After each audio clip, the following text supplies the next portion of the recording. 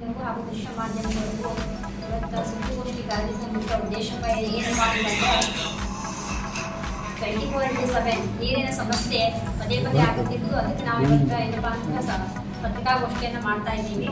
24/7 ನೀರು ಸರಬರಾಜು ಕಾಮಗಾರಿಯು July 2014ರಲ್ಲಿ start ಆಯಿತು.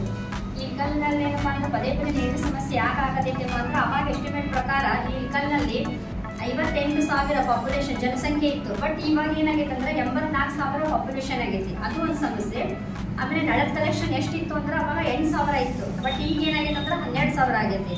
ಆಮೇಲೆ ಪೈಪ್ಲೈನ್ 132 ಕಿಲೋಮೀಟರ್ ಇತ್ತು. ಬಟ್ ಈಗ 158 ಕಿಲೋಮೀಟರ್ ಆಗೈತಿ. ಏನಪ್ಪ ಅಂದ್ರೆ ನೀರಿನ ಬೇಡಿಕೆ ಹೆಚ್ಚಾಗೈತಿ, ನಮ್ದು ಸರಬರಾಜು ಕಡಿಮೆ ಆಗೈತಿ. ಆಮೇಲೆ ಇದು ಲಾಸ್ಟ್ ಟೈಮ್ 15-20 ದಿನದಿಂದ ನೀರಿನ ಸಮಸ್ಯೆ ಆಯಿತು. ಅದ್ಯಾಕಾಯ್ತು ಅಂದ್ರೆ ATS ಅಂತ ಹೇಳಿ ಒಂದು ಆಟೋಮೆಟಿಕ್ ಟ್ರಾನ್ಸ್ಫರ್ ಸ್ವಿಚ್ ಸುಟ್ಟೋಯ್ತು. ಅವಾಗ ನಾವು ಹೋಗಿ ಎಲ್ಲ ನಮ್ಮ ಸದಸ್ಯರು ಹೋಗಿ ಸರಿಪಡಿಸಿ ಬಂದ್ವಿ. ಮತ್ತು ನಿನ್ನೆ ಮೊನ್ನೆ ಏನಂದ್ರೆ ಅಮರಾವತಿ ಬ್ರಿಡ್ಜ್ ಕೆಳಗೆ 508 mm ಪೈಪು ಅದು ಲೀಕೇಜ್ ಆಗಿ ಬ್ಲಾಸ್ಟ್ ಆಯಿತು. ಅದಕ್ಕೆ ಅದು ಸಮಸ್ಯೆ ಆಯಿತು.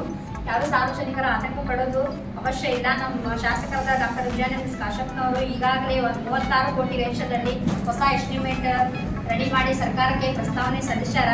ಈ ಒಂದು ಯೋಜನೆ 2014 ಬಂದೈತಿ. 10 ವರ್ಷಕ್ಕೊಮ್ಮೆ ಇದು ಸಿಸ್ಟಮ್ ಅಪ್ಗ್ರೇಡ್ ಆಗಬೇಕು. ಅದ್ರ ಸಂಬಂಧ ನಮ್ಮ ಶಾಸಕರು ಈಗಾಗಲೇ ತುರ್ತು ಇದನ್ನು ಮಾಡಿ ಸರ್ಕಾರಕ್ಕೆ ಮನವಿ ಸಲ್ಲಿಸಿ ಆದಷ್ಟು ಬೇಗ ಇಳಕಲ್ ಹುನಗುಂದ ಹಾಗೂ ಕುಷ್ಟಗಿಗೆ ಯಾವುದೇ ನಾಗರಿಕರಿಗೆ ನೀರಿನ ತೊಂದರೆ ಆಗಲಾರ್ದಂತೆ ನೋಡ್ಕೊಳ್ತಾರ. ನಮ್ಮ ಸದಸ್ಯರು ಎಲ್ಲ ನಾವು ಸೇರಿ ನಾವು ಎಲ್ಲ ಜನತೆಗೆ ನೀರಿನ ಸರಬರಾಜು ಆಗಕ್ಕೆ ಯಾವುದೇ ಒಂದು ಸಮಸ್ಯೆ ಆಗಲಾರ್ದಂಗೆ ನಾವೆಲ್ಲರೂ ಸಹಕಾರ ಮಾಡ್ತೀವಿ. ಅದೇ ರೀತಿ ಈಗ ಇಳಕಲ್ ಒಳಗೆ ಒಂದಿಷ್ಟು ಬೋರ್ ಎಲ್ಲ ಸ್ವಲ್ಪ ಸಮಸ್ಯೆ ಆಗಿದ್ದು, ಅದೇ ರೀತಿ ನಮ್ಮ ಶಾಸಕರು ಎಲ್ಲ ಹಳೆ ಬೋರಿಗೆಲ್ಲ ಹೊಸ ಸಿಸ್ಟಮ್ ಹಾಕ್ಬೇಕಂತೇಳಿ ಈಗಾಗಲೇ ತೊಗೊಂಬಂದು ಅಲ್ಲ ಯಾವ್ಯಾವ ಏರಿಯಾದಾಗ ಈಗ ತುರ್ತದಾವ ಎಲ್ಲ ರೆಡಿ ಮಾಡತ್ತಾರ. ಆಮೇಲೆ ಹಳೆ ಬೋರಿದ್ದು ಅವನ್ನ ಚಲೋ ಮಾಡ್ಯಾರ.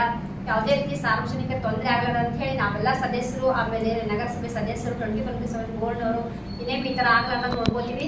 ಸಾರ್ವಜನಿಕರು ನಮಗೆ ಒಂದು ಸ್ವಲ್ಪ ದಿನದಿಂದ ಸಮಸ್ಯೆ ಆಗೈತಿ. ತಾವೆಲ್ಲ ನಮಗೆ ನಾವೆಲ್ಲ ನಮ್ಗೆ ಕ್ಷಮಾಪಣೆ ಕೇಳ್ತೀವಿ.